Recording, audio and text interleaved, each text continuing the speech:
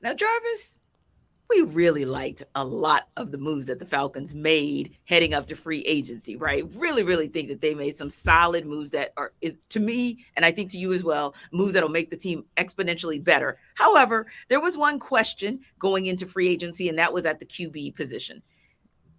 We figured they'd take a QB in free agency to get that veteran. But it was interesting that they would go with Taylor Heinicke. And even more interesting is the fact that you're talking about a 2-year, $14 million contract, 6.32 million guaranteed at signing, 1 year with $7 million potentially, and some interesting cap hits, 4.92, 9 mil. The reason we say all that is because we thought they might get someone who was maybe not that pricey.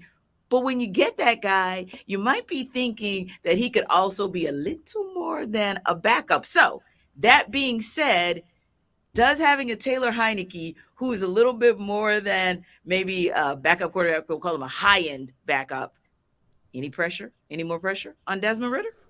Ooh, I don't think so because Yeah. my impressions from Desmond Ridder, like we've talked to him, after practice and everything. Mm-hmm. Like what I get from him is the fact that like nothing really bothers this guy. No. Like he's the type of guy that I'm gonna do me essentially, Mm-hmm. regardless of whatever the situation or any outside factors that happen. You know what I mean? Indeed. And that's what you want, especially when you're talking about a quarterback, a guy Yes. that you're looking to lead your team, a guy that you're looking to really establish himself as a leader and as a Yes. starter, for however long he's here. And I think one of the things that really kind of made me really start to warm up to him, because initially I wasn't too enamored when the Falcons took him in the third round with the 7th overall pick. I wasn't I wasn't all that high on him. But the thing that really kind of just made it for me was the fact that he established himself with Drake. And Yes. when you think about that scenario, right, that's some forward thinking too. So like I know at some point I'm going to be throwing the ball to this dude. I don't know if it's Mm-hmm. this year or next year, Yeah. but I need to be able to establish a relationship with this cat because I know he's the number one guy. Like Yeah. they drafted him. You draft a wide receiver in the top 10, more than likely he's going to be the wide receiver one. You know what I'm saying? That's how that works in the NFL. So for him to be able to establish some type of rapport with him, work Mm-hmm. out with him, establish a genuine relationship with him, those guys have something going as far as just those guys are really friends. Those cats Yeah. aren't just guys who work together. Right. And for him to kind of be able to establish himself with him, and then once they made a decision to bench Marcus Mariota, I already knew I automatically knew in my mind. I was like, watch Drake London's numbers go up. Yeah. Watch them go up. And that's exactly what happened. And I think that when you have somebody who can come in immediately and pinpoint the person, hey, I need to be able to get with this guy. I need to be able to work Yes. with this guy. And then go out and then eventually see that relationship through within a year. Like Yeah. that is some cool stuff. Like that's some leadership type stuff. And I think that Indeed. when you have those type of qualities and assets, you're not worried about Taylor Heinicke. I'm No. sorry. No. No. You literally are saying to yourself, okay, bring it. Yeah. I mean, No doubt. literally, okay, bring it.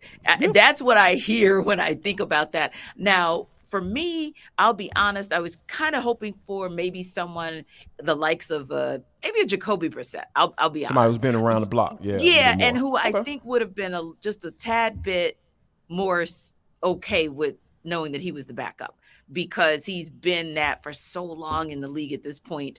Even a Teddy Bridgewater, I think at this point knows he's Yes, yeah, him relegated to a too. backup. So Absolutely. that's kind of what I was looking for. But I don't dislike the Taylor Heinicke pick because one thing that it does do is I think Desmond Ridder is an interesting guy and he'll use things as motivation, right? Yeah. So I think he'll use it as like competition in his mind. Like, okay, you threw a deep ball, I'll throw a deep ball. Like, I don't think in his mind he's necessarily going to be intimidated, which I think is great. But I also agree with you And that he then competes with himself. to your point, when he first came in, that's all he started talking about. Yeah, this is Yeah. competition. Yeah. I'm competing. I'm competing He for a sure starting did. spot. And Yep. then we saw crickets on that. Yeah, I he guess pulled somebody back a little bit, yeah. put the kibosh on that, and he pulled Yes. back on it. So yeah, to your point, yes, this dude is a extreme competitor for sure. He definitely is, and you love to see it, and you have to see it with the guy under center. And although he didn't really get to work with him because, of course, Kyle Pitts was done for the season, but there were some moments in training camp that we saw too that kind of hinted at, that could be a thing. That could be a thing. Yes. So imagine if the work that he did with Drake London and Kyle Pitts' desire to come back and be bigger, better, faster, stronger. Imagine the work that KP can put in because he at least has some rhythm with Ridder as well. So I love to see it. This was an interesting one because I think we all wondered kind of what was going to happen when the things started to shake out with who the Falcons were picking up in free agency. And one of those guys was Isaiah Oliver. Like we weren't really sure where he was going to fit in. Well, we now know, according to multiple reports, that he's agreed to a 2-year deal with the 49ers. So is corner the next stop for the Falcons free agency train, or do you think maybe they'll go after an Oliver replacement in the draft? Ooh, that's a very good question because I got Aaron Freeman with Locked On Falcons. You know, check him out. He be talking some good stuff as well. Yes. He tweeted out yesterday. He's like, I guess D. Alford is next up in line, and I think that when you look at how D. Alford came onto the scene last year, the dude made some plays. Now he had his moments now, but when you think about coming from a different league, coming from the CFL and everything like that, and stepping into the big boy leagues, I think he showed that he belonged, and I think that's probably one of the reasons why they allowed Isaiah Oliver to walk out the door. Because at the end of the day, when you have a guy like Oliver in being a second round pick, you're gonna figure out a way to use him because you know there's some talent there. Yes. You know what I mean? Like we know he can't play outside corner. Like that did not work. So DNP's, hey, let me slide him in the nick and let me see what he does. Yeah. He was solid. He did. So he did some solid work in that slot corner spot. So when you think about it is, you know, those are some of the things that, you know, having that forward thinking that Dean Pease, I always appreciate him for as a coach. He's like, hey, you might not be here, but hey, you're playing for your next contract. And guess what? Kyle Shanahan said, yeah, we'll take him. Yeah, we'll take him. We'll take him. And that's how it goes down in the NFL. So I think that, you know, you got some guys like D. Offer. I think that's the guy, first name that comes to mind as far as stepping into that slot spot. But I do think they will draft a corner. Yes. I'm not sure if they go in that. I don't think they're going to go in the first round, but I think that second or third, they might try to find someone that they feel like that would be a good fit for them to come in and play right away. Indeed, because we still need to see what Casey Hayward can do. We still need to know where he is, but in our minds, he's still the starter. Like he's still your starter at right corner. So at the end of the day, you would, to me, be better off going for a corner in the draft, because I think you can probably get yourself one, even if you either take one at the top of the third round or you trade up to get maybe late into the second round and get yourself a corner. I think you'll be just fine, because we don't talk a lot about that position because this is a really nice edge rush class. Indeed. So we really talk about the pass rushers most often, but I think low key, this is a pretty solid DB class as well. So yeah, I do think that they can go and find themselves a jewel, and they don't have to use that 8th pick to do it, because as you all know, defense matters.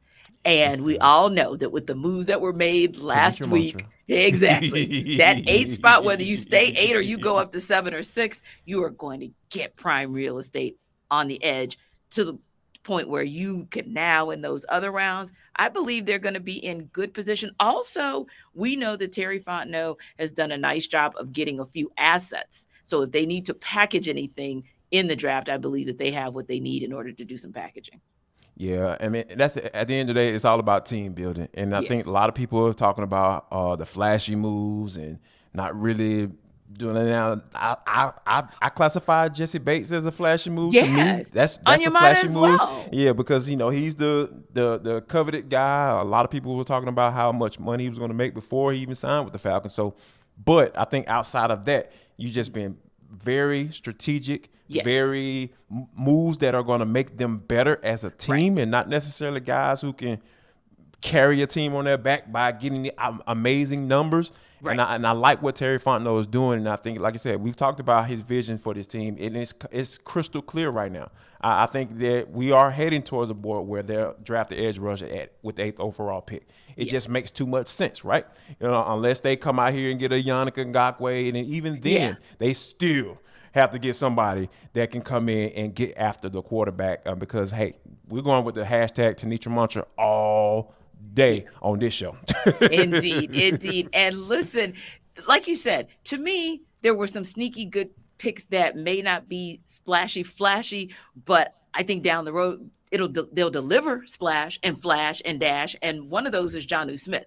So Jonnu Smith talked about the fact that he absolutely loved being here. This is where he wanted to be. And you know who else is talking about where he wants to be? Aaron Rodgers. And if you want to hear reaction on it, go to Locked On Sports Today. They're going to give you all the reaction about his wish list of going to the Jets. And he says allegedly he doesn't have one, but we know he does. And so you want to hear about it, Locked On Sports Today is where you should check it out because they give you all sorts of news. Also, some reaction to Ja Morant and what's going on with him. I am sure that they're going to talk about that as well as he seeks to get back on track. We now know he's suspended for 8 games. They'll give you reaction to that as well. So don't forget, after you listen to ATL Day Ones, that's a great second stop for you, whether you check them out on YouTube or whether you download them wherever you download the rest of your podcasts. And you know where we're about to go, right? For the culture. But when you go to them, they'll give that to you sort of kind of with their take of the day. So don't forget, Locked On Sports Today is your next stop.